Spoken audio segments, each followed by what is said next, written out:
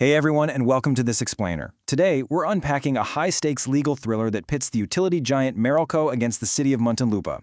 Now, this isn't just some dry story about taxes and accounting, it is a fascinating showdown over jurisdictional boundaries, the actual power of local governments, and a piece of legislation that quite literally refused to stay in its grave.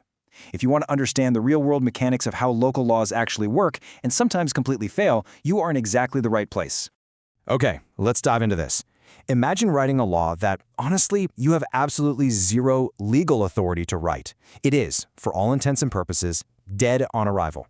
But then, years down the line, your legal status officially changes. So, do you get to suddenly enforce that old, dead law? Can a city bring a completely invalid tax ordinance back to life?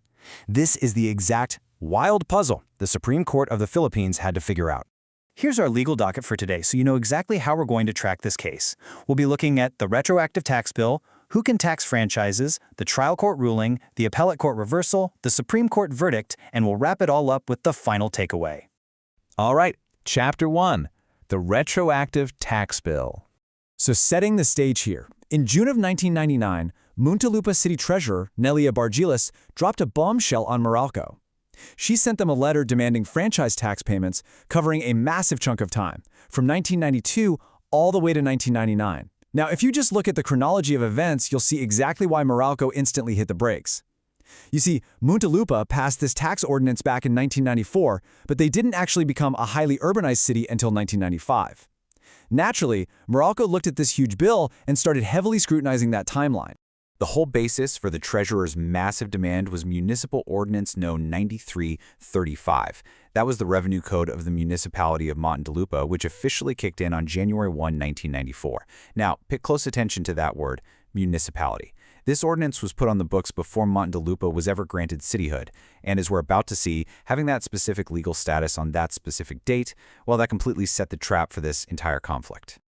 Moving on to Section 2, who can tax franchises? And this brilliantly illustrates the core of the issue. According to Sections 137 and 151 of the Local Government Code, the power to slap a tax on businesses enjoying a franchise is granted explicitly to Side A, provinces and cities.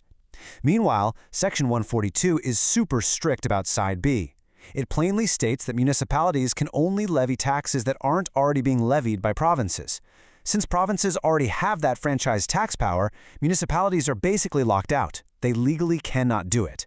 But despite being completely locked out of that power, the municipality of Muntinlupa went ahead and passed the ordinance anyway. They tried to claim a franchise tax at a rate of 50% of 1% of the gross annual receipts from the preceding calendar year.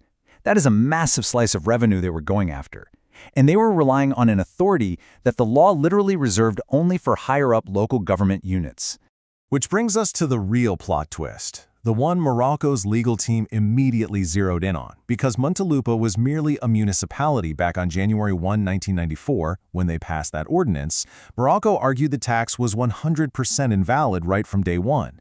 Their argument was pretty straightforward. They basically said, hey, you didn't have the power to write this law back then, so there's absolutely no way you can bill us for it now.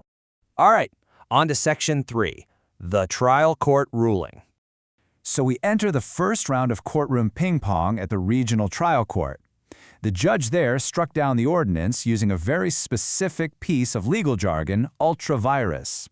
Basically, it means acting way outside of your legal power or authority. The trial court ruled that by trying to pass a franchise tax while still just a municipality, Muntinlupa stepped completely out of bounds. It was way beyond their corporate powers and a direct violation of the local government code. Of course, the city fought back. They pointed to some administrative rules that implemented the local government code, claiming those rules suggested municipalities actually could levy the tax, but the court wasn't having it. They used this brilliant analogy, saying the spring cannot rise above its source. What does that mean? It means administrative rules can never override or expand upon the actual law they're supposed to be implementing. The main law said no to municipalities, so the implementing rules couldn't just magically say yes. So Meralco took round one, and the tax collection was halted. But the thriller isn't over. Section 4, the appellate court reversal. The Court of Appeals took a, let's call it a highly creative approach to the whole timeline. It was basically a three-step move. In step 1, they actually agreed with the trial court. Yep, the ordinance was absolutely ultra vires and invalid back in 1994. But then, step 2. They argued that when Muntinlupa upgraded to a highly urbanized city in 1995, its brand new city charter adopted all existing ordinances. They ruled this cityhood upgrade effectively cured the invalid law. So, in step 3, they decided this zombie law was officially resurrected. They ordered Meralco to pay up, starting prospectively from March 1, 1995. Just like that, Muntinlupa was back in the game. Which leads us to the climax. Section 5, the Supreme Court verdict.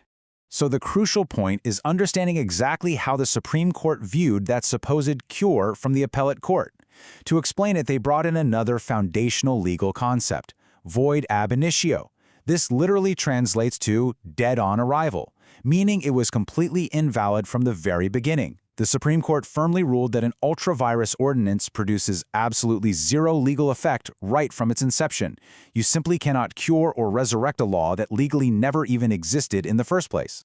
Let's do a quick recap of this whole legal ping-pong match. The regional trial court gave the initial win to Meralco because the act was ultra-virus. Then, the Court of Appeals flipped it to Muntinlupa, saying the 1995 cityhood cured that defect.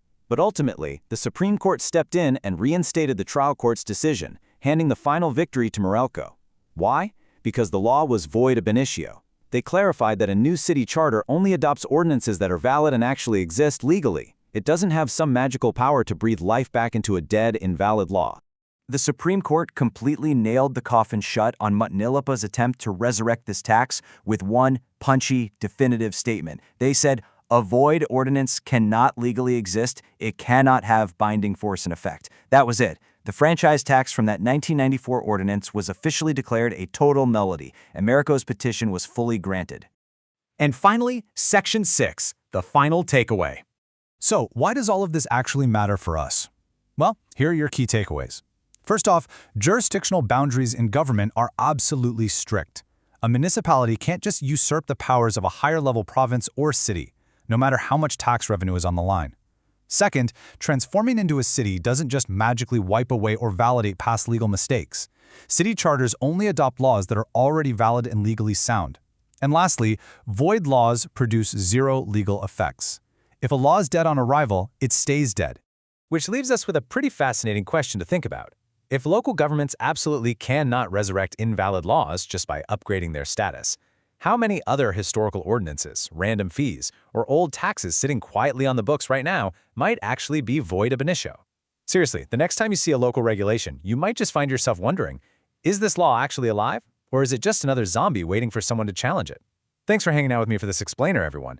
Keep asking those big questions and always look closely at the structure behind the rules. Catch you next time.